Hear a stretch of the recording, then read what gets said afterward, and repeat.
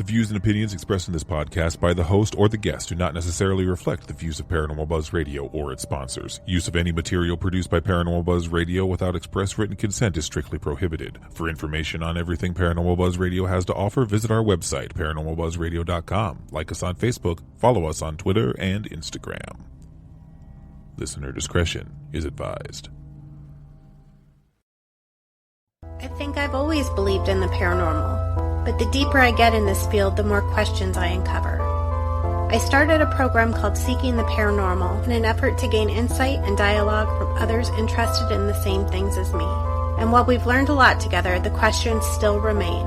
So I'm bringing my thoughts to the airwaves, and I've brought along my friends, Adam and John, to share in the fun. Together, we'll tackle the tough topics and debate the evidence as we continue to seek the paranormal.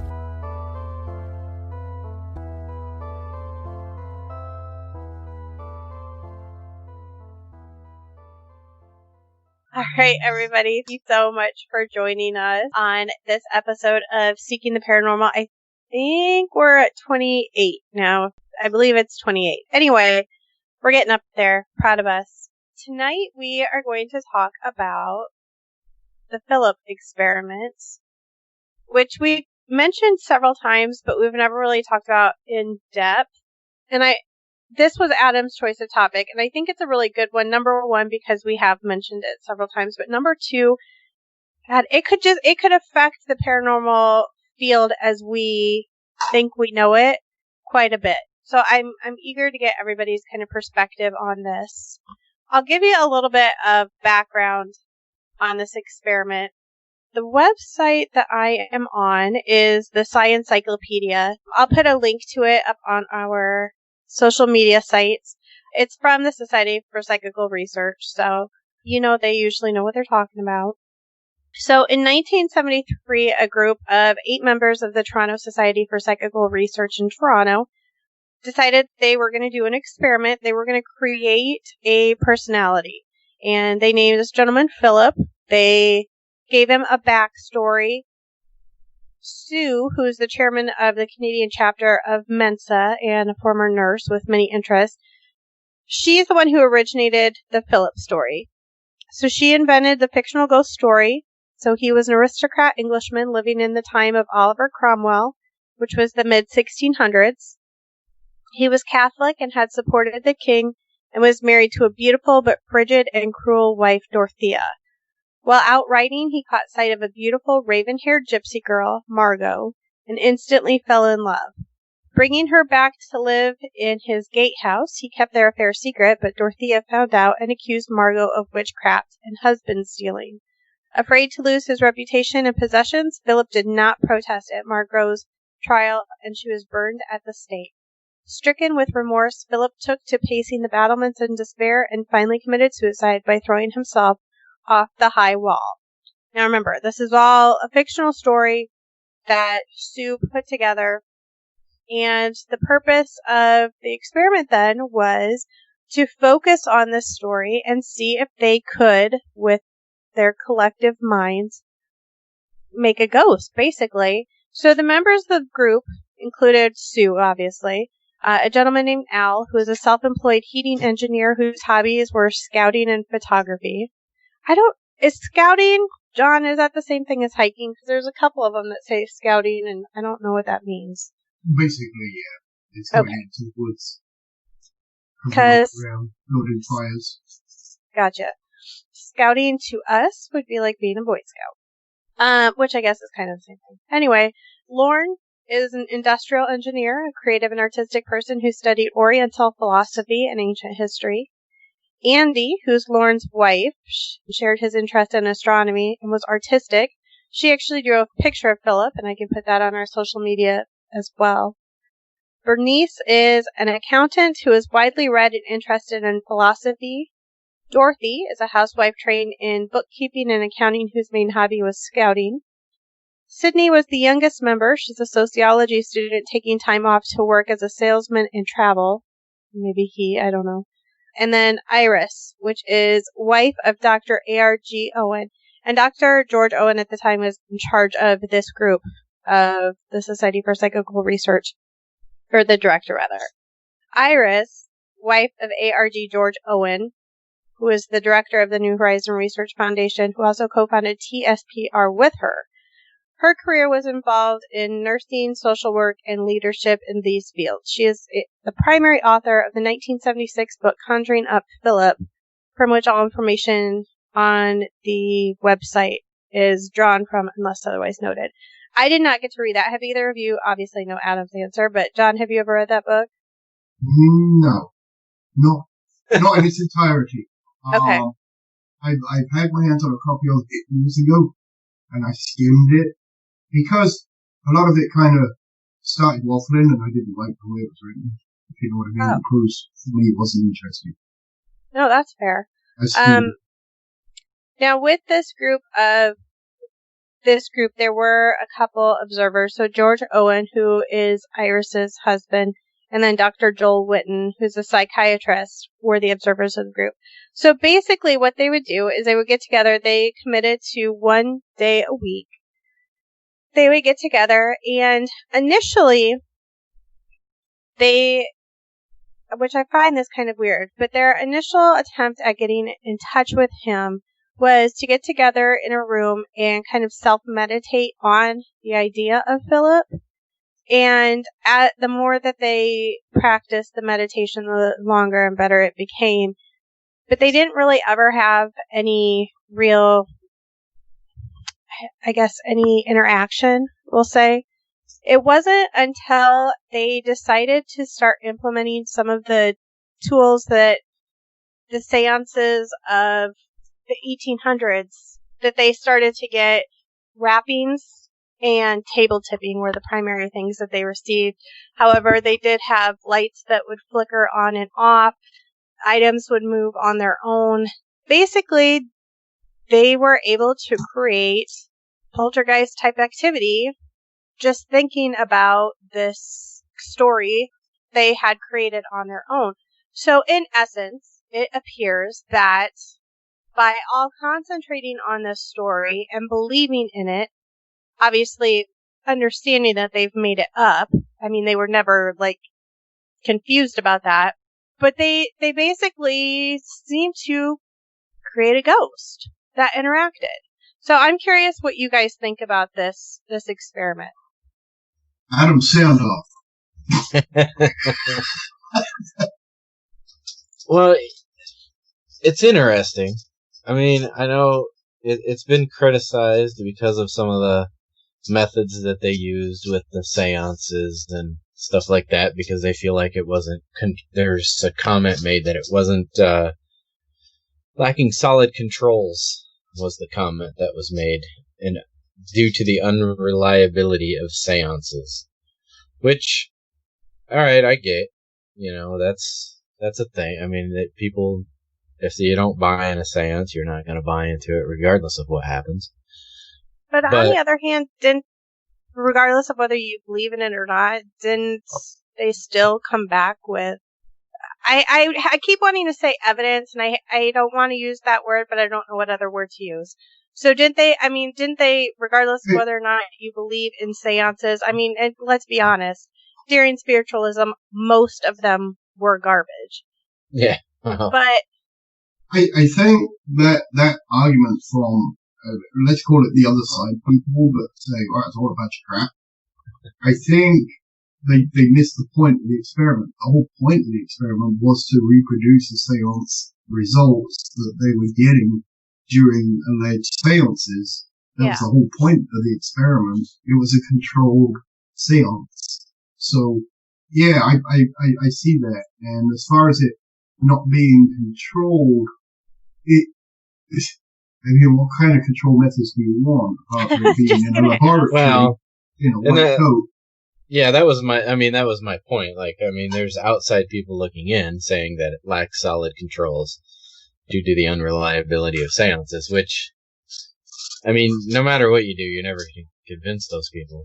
Can you recreate it in a test tube? Right. With ants. And a very small table. The thing that I did not know about this story is they did it again. Mm-hmm. It was overseen by the psychologist Joel Witten. Mm-hmm. And they did it with two more people, Lilith and Humphrey. And they yielded similar results. I didn't realize that until I was reading about it, which I think is just very interesting.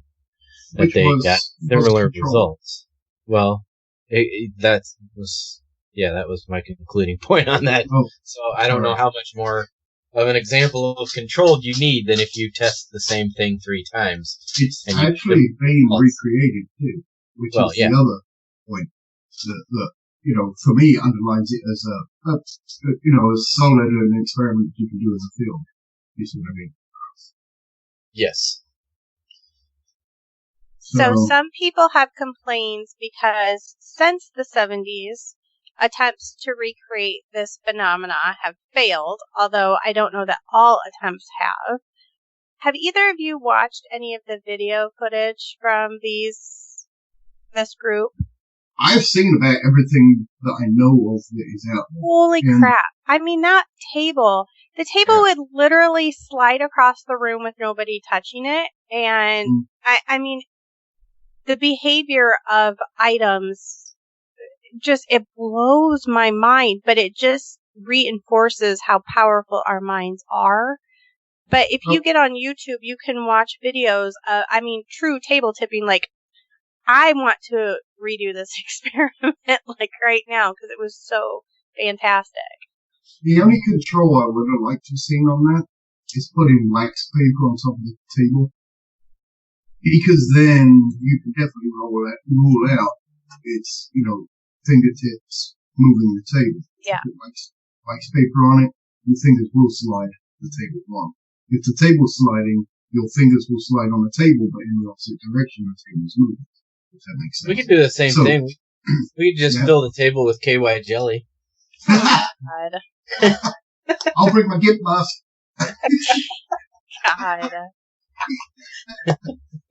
So the thing for me that I kind of like about it is it was done as an experiment instead of let's just have a seance to see what happens.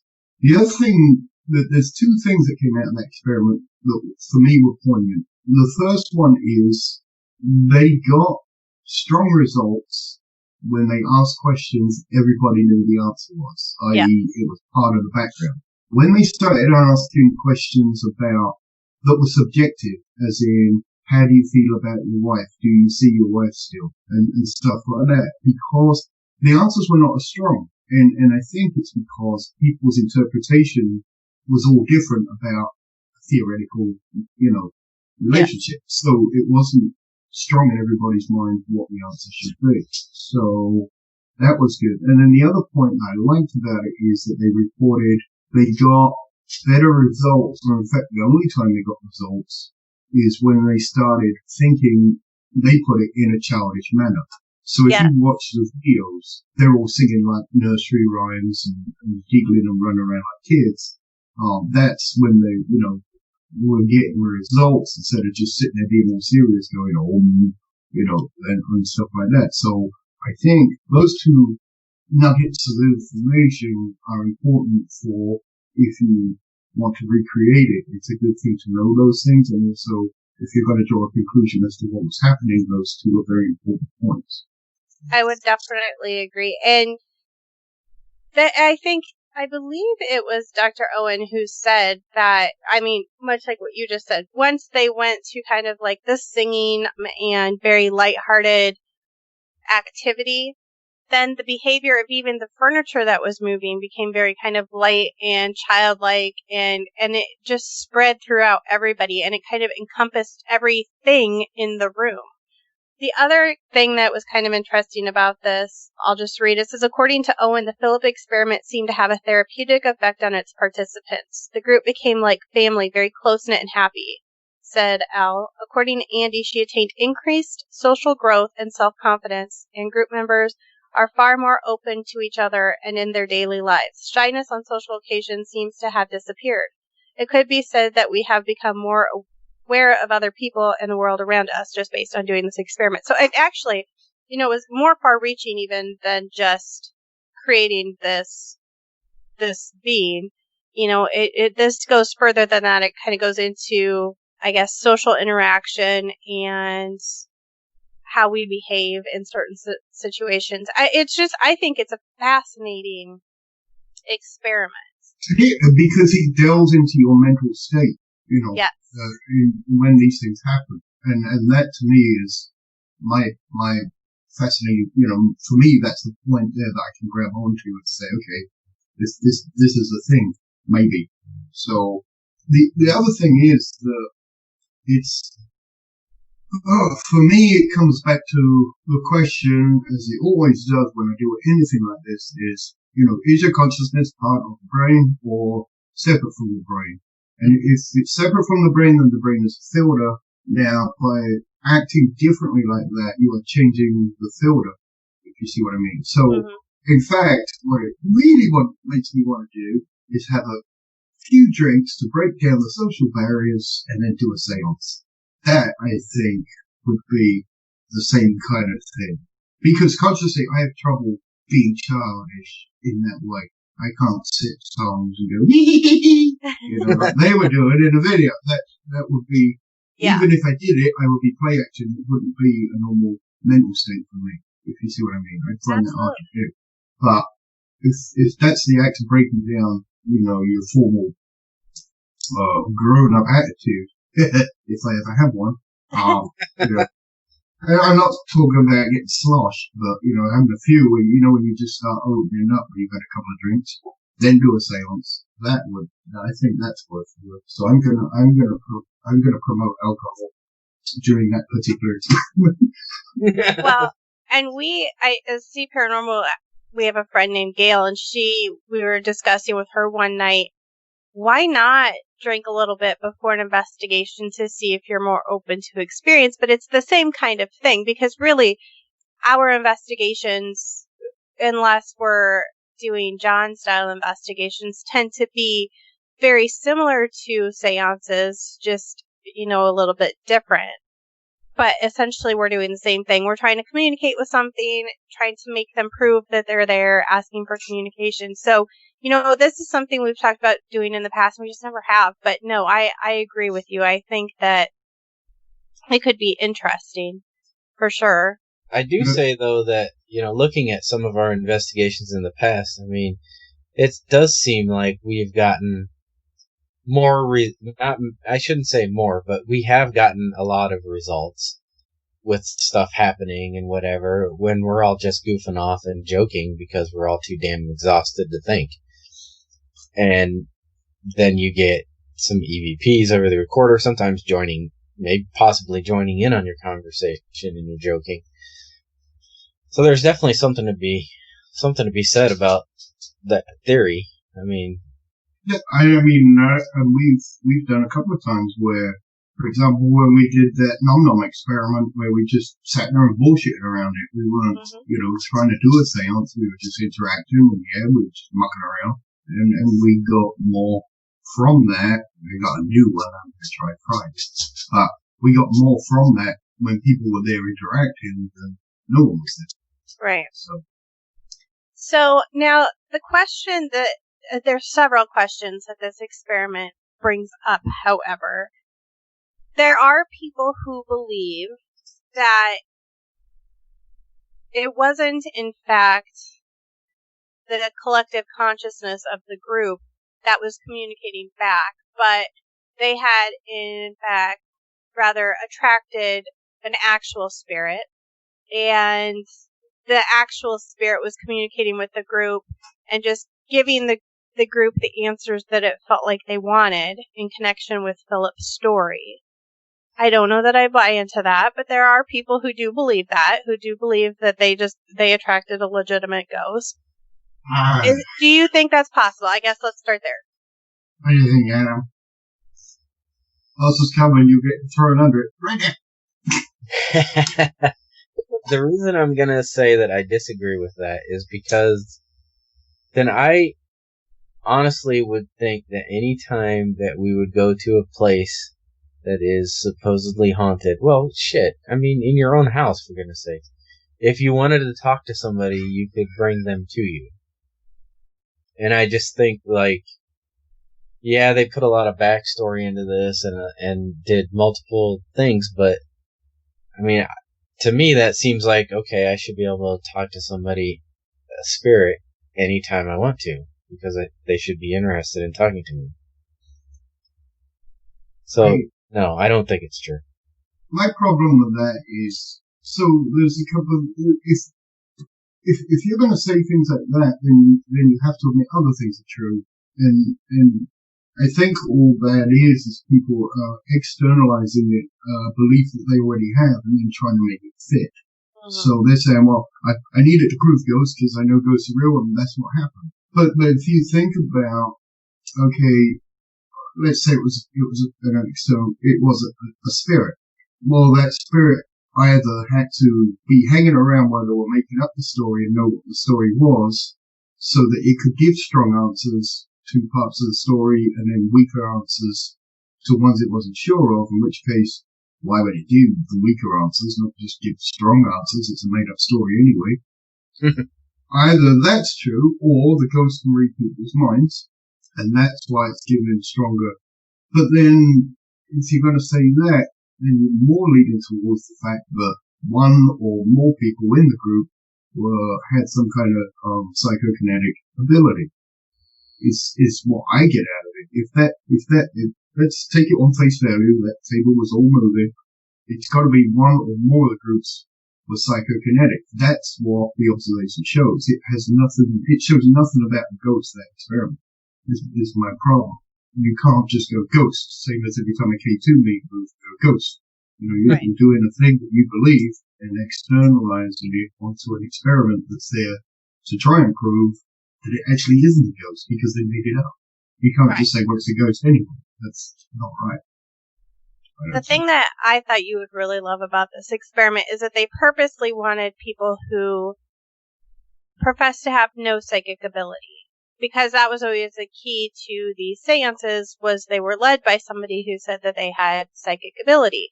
So to bring together a group of people who everybody says, nope, I don't have any of those abilities at all, and then to be collectively able to create the same type of interaction that would be found at many of these seances, I thought was very interesting. And I think to a certain extent, I'm gonna get myself in trouble with saying this, but I think to a certain extent it can work against psychics, honestly. And I'm not saying that I don't believe people have psychic abilities. That's not where I'm going with that. But I do think that this experiment can kind of work against. You're saying it's not ghosts that cause the seance results, it's the PK ability, or maybe, let's say it's either, in this case it's psychokinetic PK ability, but it could also be someone who thinks that they're getting messages from ghosts are actually picking up ESP from thoughts from someone in the room. Okay, it's not PK, it's ESP. So you start getting these thoughts coming in from people.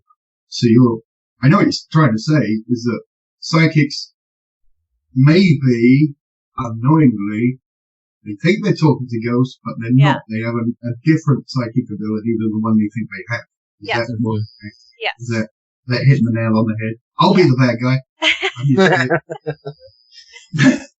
I mean, what do you guys take away from this experiment as far as what do you think was caught? And of course, we're assuming then that, the table did move without assistance, and everybody who's been in the group said that they were very strong about policing one another, and anytime they thought somebody else was pushing it or, causing any of the activity, they would stop doing that or whatever. And they seem all to be very confident that it was none of them. Also, there's reports of, the lights flickering and the table moving when nobody's touching it and things moving when nobody's touching them. So what do you guys believe caused that then? Or do you think it didn't happen that way? That it's been misinterpreted somehow? I only watched one video just very briefly. I didn't watch the whole thing because I ran out of time, honestly. Or I fell asleep, either one. But knowing the reports and assuming that, yes, they policed themselves very well, and it wasn't somebody just moving the damn table. I mean, factor in the lights flickering, that'd just be cool to see, period. But I mean, I think it's just a collective group of minds and all that energy that their minds, their consciousness, however you want to put it, can put together and what they can make happen. I mean, I certainly don't think they conjured up a ghost named Philip. I mean, I don't think they literally made him up and he became real. I just think it was their minds that made it seem real. I should also mention that they had a ton of rapping, and I did mention that, but I kind of skimmed over that. So they went on some news program and were showing that raps were coming from the middle of the table. And in fact, I will find the gentleman's name here in just a second. He actually took the recording of the sound and noticed that it was different than that of raps made by a member of the group physically knocking on something. So it had its own unique sound signature. Here's the thing. Could it have been all hoaxed? Of course it could. But the thing for me, I mean, with the lights, the raps, the table moving, all of that has been faked very successfully in front of eyewitnesses before. So yes, of course it could be faked. It's just those people, I have trouble thinking that they'd fake it, because a lot of people, the ones that do it successfully, are basically magicians that are lying and saying this is real, whereas a magician's always going to say, I'm tricking you, you've got to figure out how I'm doing it. Yeah. Right. So, I mean, could it have been fake? Yeah, I'm very much up there. And then I just been thinking, so what if another thing's happening? What if the paranormal part happened while they were making up the background of the ghost? What if that really did happen? Has anybody done a historical search and said, oh no, it's just made up? What if that was bleeding through when they were making it up and it really was a ghost? Now, explain to me what you mean by that. Well, so they sat down and they were thinking about a ghost and making one up, making up a story. Now that story's coming to them from where? Their imagination. I understand. Okay. Yeah. But maybe it wasn't. So maybe it's bleeding through. Maybe there really was a ghost called Philip. I don't know if anyone's ever tried to do a historical thing on it because they said it was made up. I believe that. No, I don't think it's true, but I'm saying it's a possibility. I don't think that anybody checked to see if this gentleman Philip, because I don't even know if he had a last name. So I don't know if they actually checked in him personally, but I do believe that anything historically that wasn't included in Philip's story, they tended to get inaccurate answers, when they would say, what year did this and this happen? Well, because it wasn't part of the story, they would tend to get inaccurate answers out of Philip. So I don't know if that.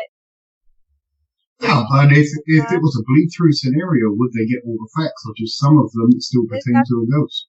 Yeah. I guess, that's another thing that you could say if you really wanted to pin it on a ghost. That's how I go about it. Yeah. But I don't believe it. But what I'm saying is, when you do that kind of experiment, that's the kind of thing, that's a variable that you're going to have to think of, if you see what I mean. Yeah. So Dr. Alan Gould was the one who looked at the raps versus what it would sound like if a person actually was hitting the table, and said that they had acoustic differences. So just to clarify that. So here's what I really want to know. How do you think this experiment affects the way we view the paranormal field now?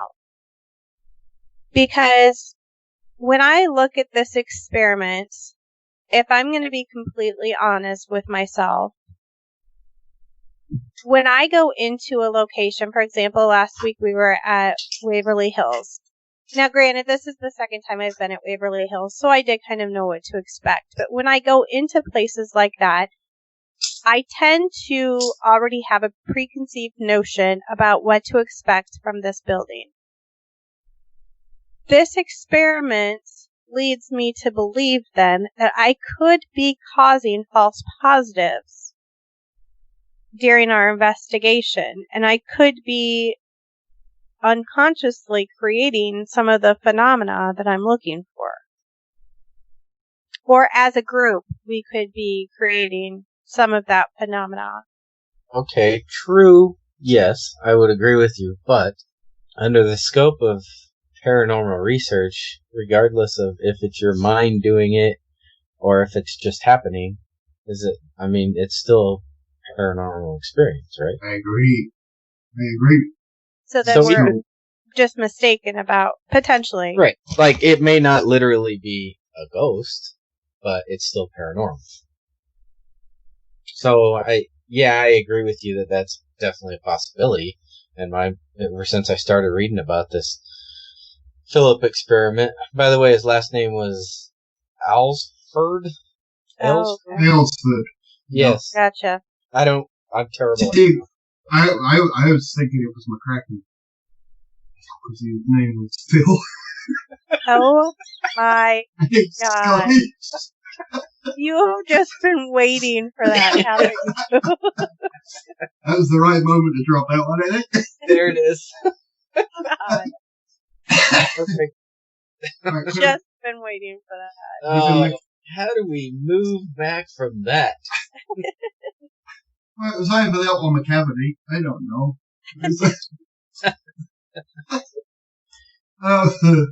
Alrighty. What were we talking about?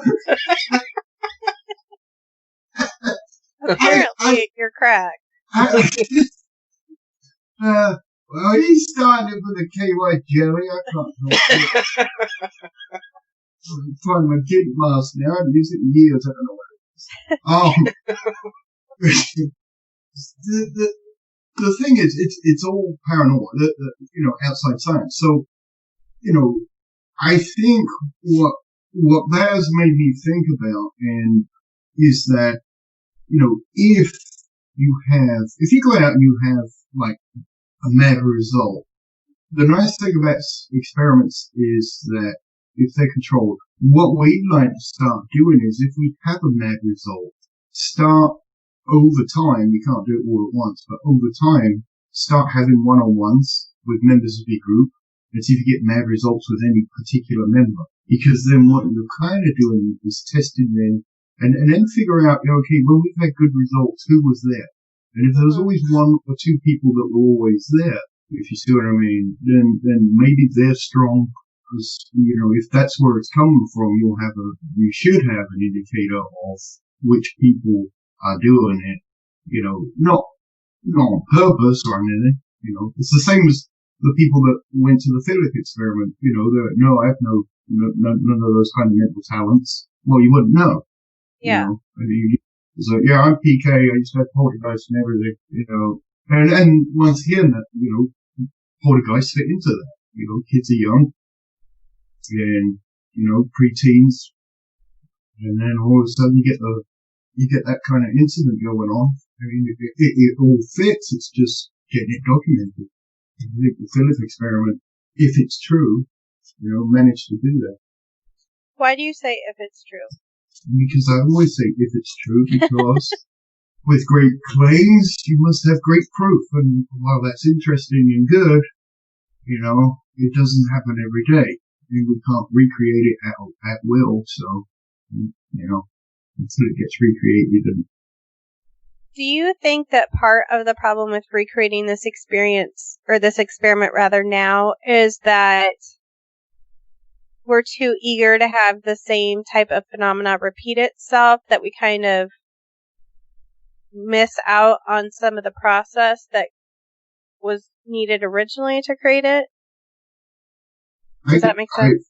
Yeah, I know I'll tell you exactly what the problem is, because it's the same reason that we don't do any of the experiments that they used to do, is that we now are in a time, let's say, of instant gratification. People do not have the patience to sit down and do it again and again and again with no result, which is what they had to do. It didn't happen the first time they did it. They used to meet and meet and meet, and slowly over time, these things manifested. Yeah. And people they want to experience something now. And they go, and they show up, and they don't, once again, not a criticism, it's just the way the culture's gone. No, it's true. That, they want to experience something, good luck to them, but once again, when they got the name investigator on the end of it, it's like, wait a minute, go do your homework, So. Yeah. I think, obviously, that's true. I mean, and I think we can look at it and just know it obviously is. But, interestingly, when we were at Waverly, and I just use that because that's the most recent thing that we've been to, God, it was probably maybe our third vigil, I don't know, closer to the end of the night, and my group was just myself, Adam, and Vicky, who is a friend of the show. And we were sitting in the lobby and I don't even know that we had anything more than a recorder running. I mean, honestly, we were just sitting and listening. Number one, we were terrified of the millions of bats that were swooping at our heads. But they're fine as long as you don't eat them. Oh my God. They were monsters. Last year, I did not see or hear a single bat. This year, I felt like I was being constantly attacked. It was awful. But, when we were sitting in there, we were hearing all kinds of stuff. And it's because we stopped fucking with the equipment and just went back to the way we used to do things. And it was just observing. Like, we've lost that about ourselves. And it's just part of kind of the progression, in this field sometimes, because you do get too caught up in the equipment, number one. But, we, earlier in our group's history, we made acquaintance with another group, and they had a very regular way that they did things. They would do 10 minutes or 5 to 10 minutes of quiet time, and then so long for EVP session and so long for Ghost Box session. And then we started just replicating that we stopped just sitting and observing. And I said, when we got done with that vigil, that was my favorite one that we had done because it had been so long since we had just done that. And we were doing that though, Edinburgh and that. We just go and sit and listen. Listen, I did not go to Edinburgh with you guys because you went on December 31st and that shit was way too cold. Well, it's more of a sit and freeze session. Exactly. We usually do sit and listen for a good 20, 30 minutes per sitting. Yeah. And to get... Go ahead. Go ahead. Oh. Well, as you were saying with the equipment, you're quite correct in that a lot of times you're so, is this working, records on and set that up and set this up. And that's one of the things. So, it's probably, when this goes out, it's already happened. But Friday we're going to Farrar, and Shane is coming from Michigan. He's actually built, so back in the day, like Tony Cornell built a thing they called it the Spider. And basically it's a machine with all the sensors that they use now, but instead of it all being, handheld this, handheld that, which is fine and good, it's all one unit. You turn it on, leave it, and then go about your business. And that sits and records all the input that you want, and you don't have to fumble with it. So we will have a version of that on Friday, or we will have had it Friday. And the nice thing about that is there's no blinky lights or anything. It just logs everything about every 3 seconds. It keeps a record of it, and then you can go back and look where the spikes were and stuff like that without worrying about it. Once again, modern people need the blinky lights and the beepers for the camera and stuff. The old guys didn't. They used to have a piece of equipment, set it up, and go about their business. So. And the reality is, I think that they probably had better outcomes and better evidence. I know y'all hate when I use that word, but again, because it's a word we all recognize for what the product is. But they probably had better evidence than we do now because they weren't using this questionable equipment. The other thing is, I told Sean when we got done at Waverly, I only used digital voice recorders while we were there, and I am starting to kind of buy into some of John's stuff. Welcome to the dark side. We have you now. And the stuff that I'm questioning now, I wasn't before. And it's because I was being influenced by the wrong sources, that being mostly TV. And then the books that I had been reading were mostly books of people who were being influenced from TV. And yeah. So that's where I'm at in my life right now. Well, I hate doing it the way I do because I feel like I'm taking away the fun from people from a hobby that is fun. I don't mind what people do, go experience, until they start saying that it's fact, or this is what happens, and I've been doing this for 20 years, therefore I'm an expert. Well, right. I can be putting my left shoe on my right foot for 20 years, doesn't mean I'm a shoe expert. So, I suppose that's true too. I always say, if you can talk to a skeptic about it and bring up things that they haven't seen or thought about and have stuff behind it, then you're doing okay. If you have to preach to the choir to get pats on the back, then you're not really doing anything. That's right. my opinion. I might be wrong. I might have my left foot on my right shoe. I don't know. No, the biggest thing is, we use a lot of this equipment because some of it, like throwing up video cameras and stuff like that, because we want to capture something that we can show someone to prove that things really happen. Where in the grand scheme of things, it's probably a 1 in 10 trillion chance that you're actually going to catch something on video. Yep. So really, I think the main thing that we need to start doing, and Sarah and myself, is it's got to be more about the personal experience. I think we did that towards the end of Waverly, where it was just more about, all right, well, we've got some stories to tell. I guess I don't need to prove anything to anyone. I agree. In the grand scheme. That's a good goal. That's what makes the hobby fun. You do it the way that it's fun. But personally, I so want to capture something. And the other thing, the reason I like the camera is it documents experiments, it documents what happened. And even if you don't catch the ghost, you're catching people's reactions or how you did an experiment, how can we do it? That's the way I think of the equipment. Yes. I can go back and look at it and go, okay, am I going to prove the ghost? Probably not.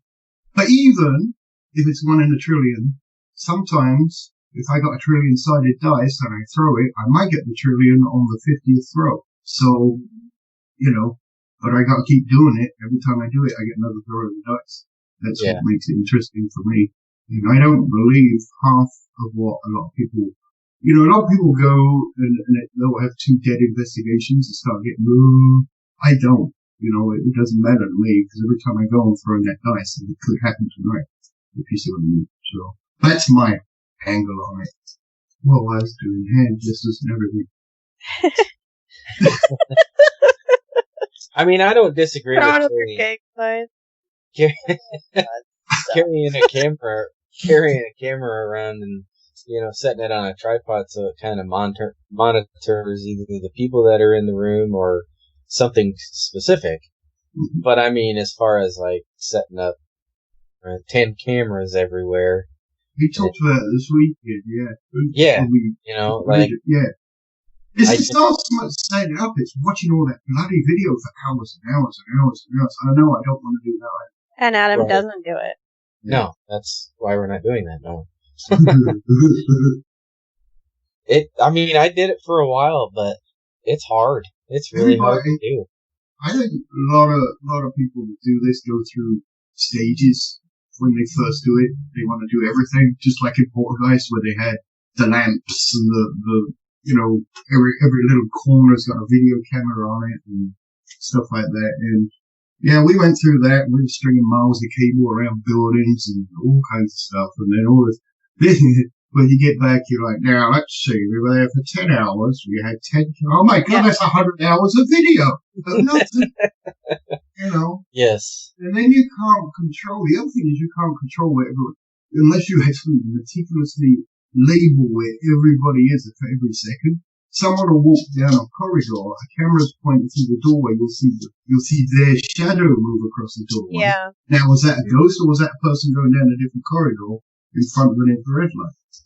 So then all of a sudden you're spending more time doing that than you're actually doing it. So I agree with you that way, but I guess everyone's got to find this happy medium. don't take any equipment. Just go and see what happens. That's fine. I know I'm not very good about listening to my audio like I used to, but I do love listening to it. It does take a long time, but I do love listening. And I will say, just, in case anybody is curious about our trip to Waverly, I've only listened to like a half hour, and I got people, it sounds like just a crowd of people cheering. And a guy that went with us, Scott, same thing. He listened to about 30 minutes of audio and had a ton of stuff too. So far seems to be a kind of fun audio trip, but we'll see what happens the more I listen and the more I get into it. Last year, my recorder didn't record when I thought it was, and my other one was set to voice activation instead of regular, so that kind of screwed that up. And then the other one that did record, the files corrupted, so I didn't have hardly anything coming out of Waverly last year, so better this year. There you go, especially all that driving, and then come back with nothing. Yeah, really, it's a little frustrating. I think that'd be things breaking.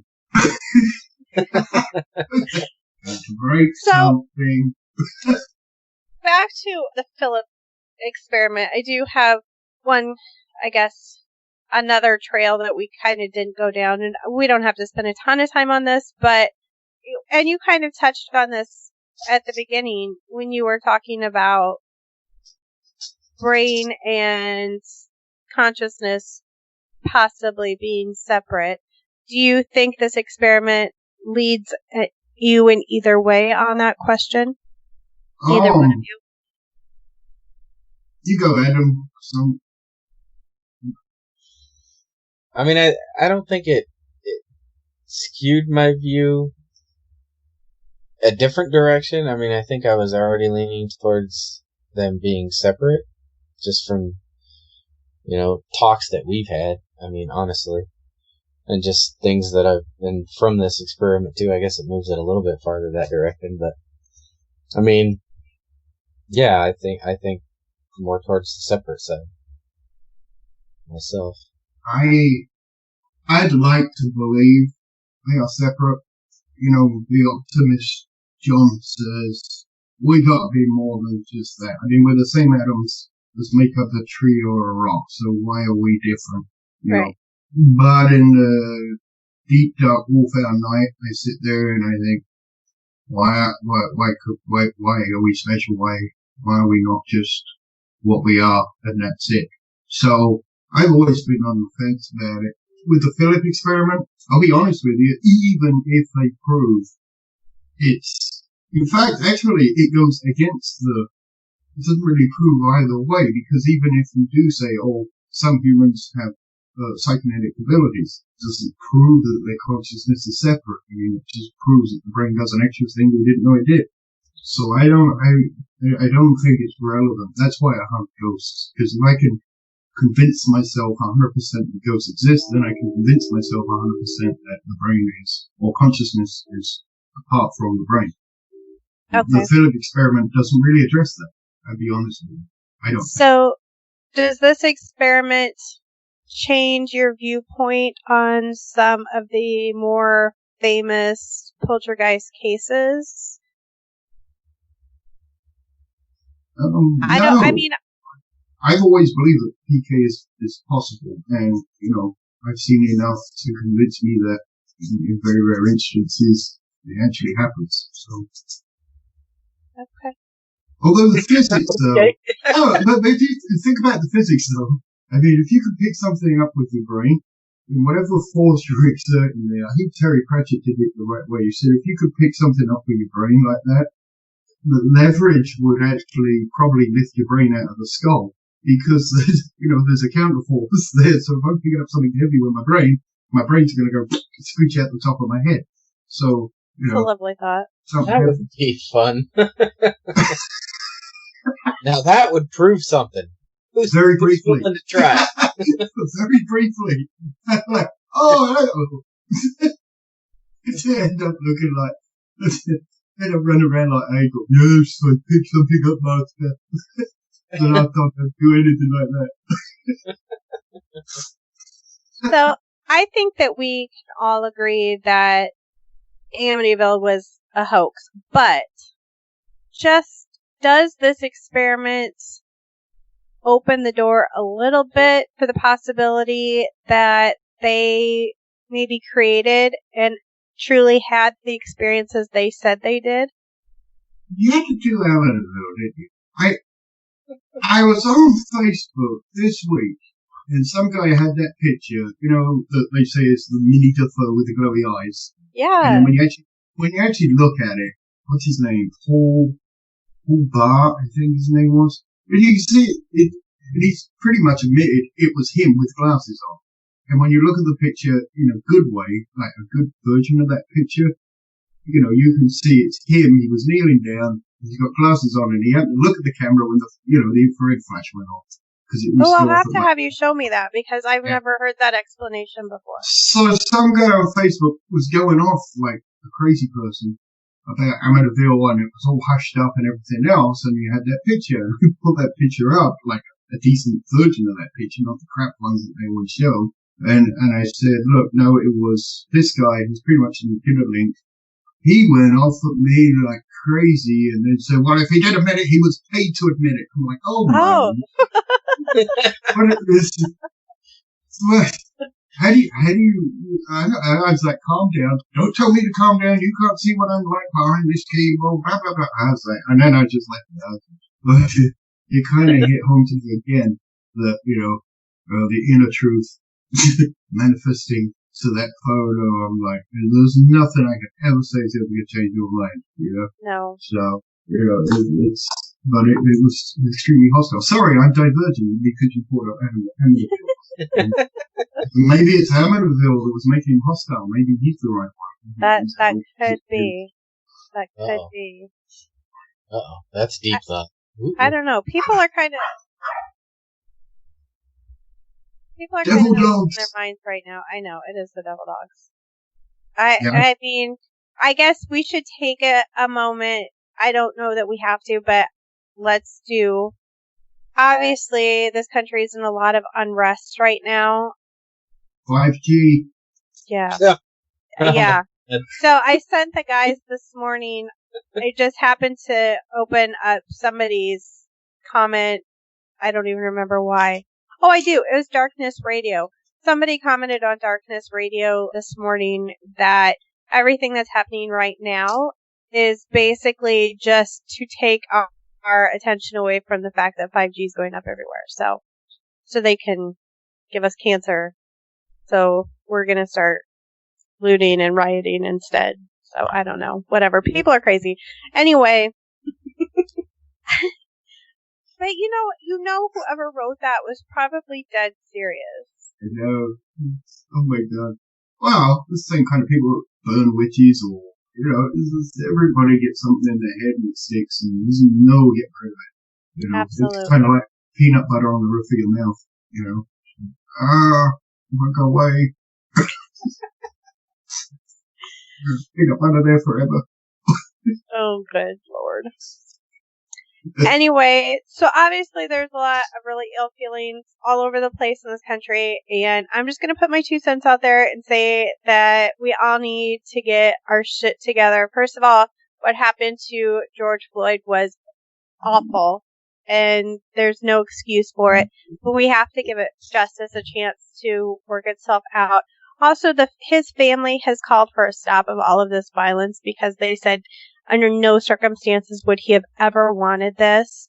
And I think there are obviously more peaceful ways to handle this situation and to share your frustrations with the way certain things happen than to be destroying your community and the businesses that your neighbors have worked so hard for, and to be hurting and killing one another. Like, that's just asinine to me. So that's my 2 cents. I'm just putting that out there as that's my service announcement. I don't know. Do you guys have anything you want to say about the current state of affairs? There was I was watching, there's a British stand-up comedian called Ranganathan. He's actually from Sri Lanka, but he came when he was a kid. So he does a lot of the, tongue-in-cheek racist stuff but he's all, because he's British stand-up, there's a lot of satire in it. And he, he put forward the idea of when people get to a certain age, I mean, times change and move on. And he said, not everybody moves with it. He said, old people like me, maybe, he said they should be able to get a card. So that if you say something that was okay 10, 20 years ago that isn't okay now, you should be able to lift up that card and go, sorry, because 10, 20 years ago it was fine to say black people, and now we have to say African Americans. And, I don't know. I never put in a meaning, I was just using it as a descriptive word at the time. And sometimes, like me, you forget to move on. And therefore, as I get older, I get less politically correct. And then I'm told I'm not politically correct. And I'm like, all right, well, I kind of am. I'm just out of time now. I didn't mean anything by it, but then we get surrounded by people I feel that like to get, indignant on someone else's behalf. And I think that's not helpful. When you get upset on someone else's behalf, just let them get upset about it. I'll deal with them and I'll say, I'm sorry. I'm not going to say I'm sorry to you because you think that's what I meant, and it's got nothing to do with you anyway. So that's kind of, I think there's a lot of that going on. And once again, I'm old, so I apologize if I offend people. It's just, I always say culture shock because I got an accent and get away with it.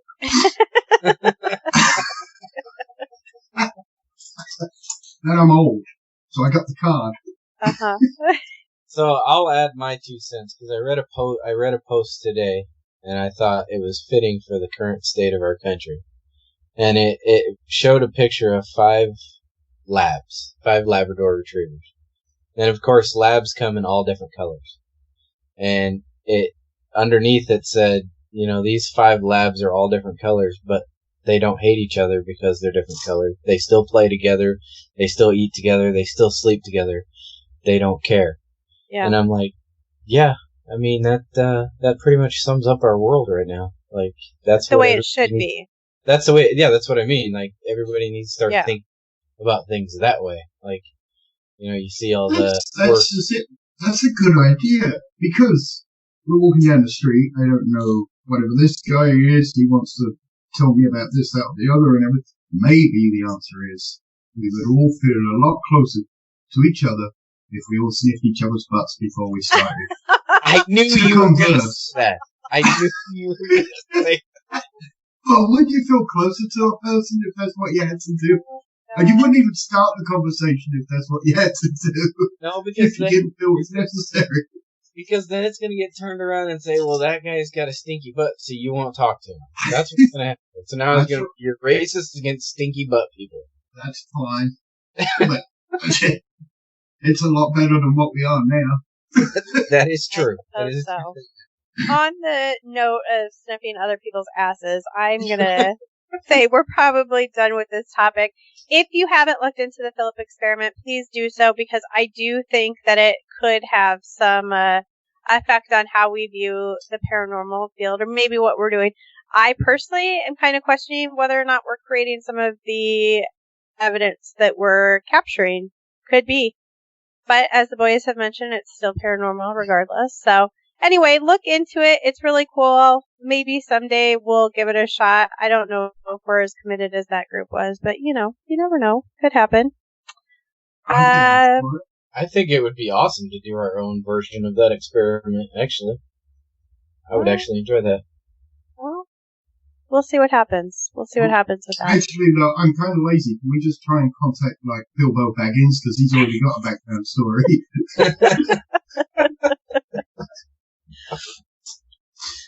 All right. Well, I don't have a topic for our next show, so we will come up with that.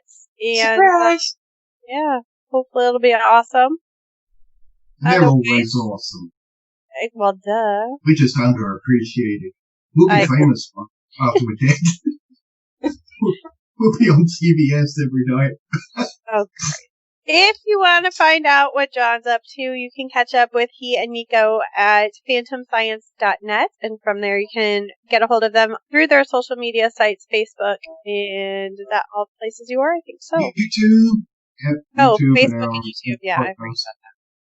that. And then they are also on Paranormal Buzz Radio on Sundays. So catch them because you guys are doing live shows now, right? Yeah. Yeah. Where Okay. possible.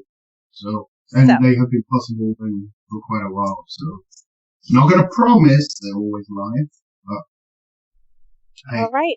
they're not Well, live so if you listen to the recording anyway. So catch them on Sundays. If you want to catch up with me, you can do so on Facebook and Twitter at C Paranormal Sarah. It's SEE Paranormal Sarah with an H. And then, of course, all three of us are on Facebook, Twitter, and newly on Instagram at Seeking the Paranormal. So, until next time, my friends, keep seeking the paranormal. We're out! Did I say it right this time?